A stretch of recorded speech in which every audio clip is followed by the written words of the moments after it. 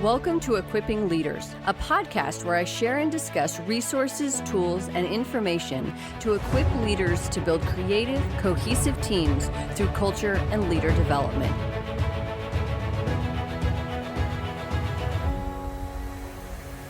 Welcome to the Equipping Leaders podcast. I am your host, Natasha, and today I am sharing this solocast on accountability and ownership. Regardless of your industry, we all hear the word accountability all the time. Usually, it is viewed through a negative lens, like as a way to get people to be more accountable for their actions and to really prove their efforts. But accountability has many facets, and they can run the gamut from negative to positive. While accountability and ownership are different concepts, they easily go hand in hand, especially in the realm of leadership. Accountability covers the area of responsibility for something, while ownership is more of an internal drive to take responsibility for something. A great example of this was Dwight Eisenhower when he was planning Operation Overlord, specifically when it came to the invasion on D-Day. He was ultimately responsible for the results of D-Day, and while we know it as the largest amphibious assault and a wild success for World War II and the Allies, at the time, it was unknown if it would succeed. There were 400,000 service members involved that day, and essentially the fate of the world. Ike demonstrated his accountability and ownership in a tangible way by writing both a triumphant speech if it were to succeed, and a speech taking full responsibility if it failed. The failure speech lived in Ike's wallet for a while, but it can now be found at the Smithsonian in Washington, D.C. In a situation as large as this, Ike could have pointed to multiple reasons why the attempt at Normandy failed, but he didn't. He had ownership of the situation, and he was willing to be accountable, even if that meant it would jeopardize his career. When he was writing the failure speech, he crossed out the words, "this particular operation," and replace them with "my decision to attack." That is what great leaders do.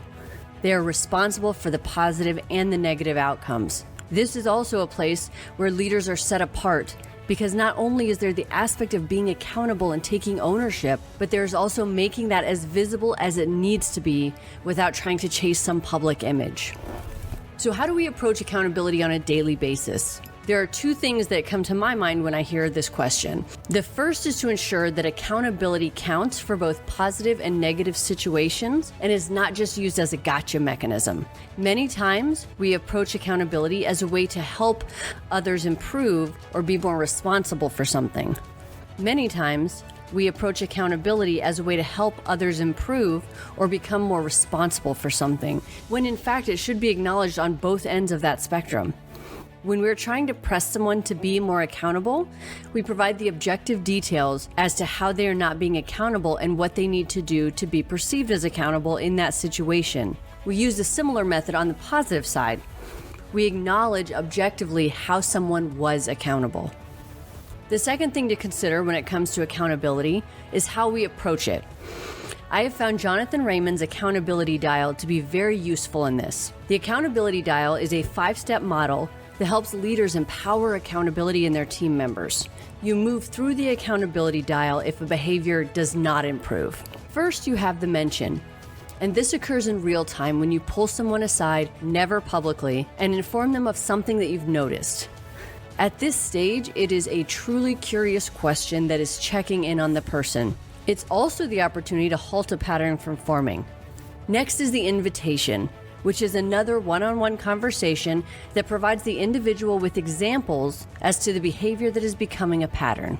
Third is the conversation, and this is a more formal one-on-one that explores the behavior and how it's holding the person back, but what can also be done to readjust moving forward.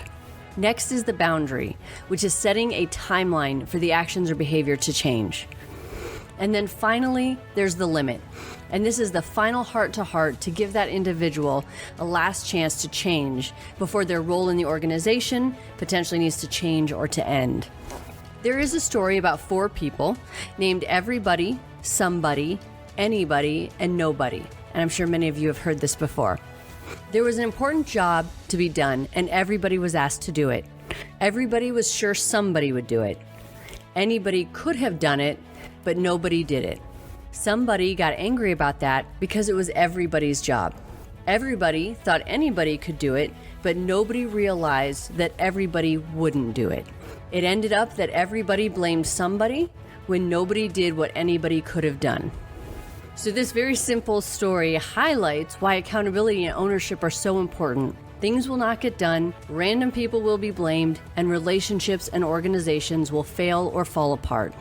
David Marquet, author of Turn the Ship Around and The Language of Leadership, notoriously took command of the USS Santa Fe, which when he took command was a low-performing submarine. But in his time as the commander, he turned it into one of the best submarines with a culture that leader experts around the world have studied. What Marquet did was he treated every person on board as a leader, and the crew was considered one of the most empowered teams with multiple promotions every promotion cycle. Even after Marquet left the submarine, it still won awards and continued to be a shining example of leadership. The accountability that he embedded into the culture was long-lasting, and it benefited both the individuals and the organization. Accountability looks really different among companies and industries. Accountability in a hospital is going to be different than accountability in the military, which is also going to be different from a consulting firm. Regardless of where you are, you can improve accountability and restore the positive side of it by creating psychological safety. Psychological safety is present in an environment where people are not afraid to speak up and know that when they do, they're going to be heard and listened to and not shut down. When leaders create that space, it not only makes for a more creative work environment, but it also empowers accountability. Join me next week when I share a conversation with United States Army leader David Laura on accountability and ownership for today's leaders. Thank you for listening to this episode of Equipping Leaders. This season, there is an associated blog for each podcast episode, which can be found on my website, natashacheyenne.com, under Leadership Journal. My website also features other leadership development content, such as frameworks, book recommendations, a weekly newsletter, and other downloadable content. You can also follow me on Instagram at novel_Natasha and on Twitter and Facebook at Natasha Cheyenne. Join me next week for another episode.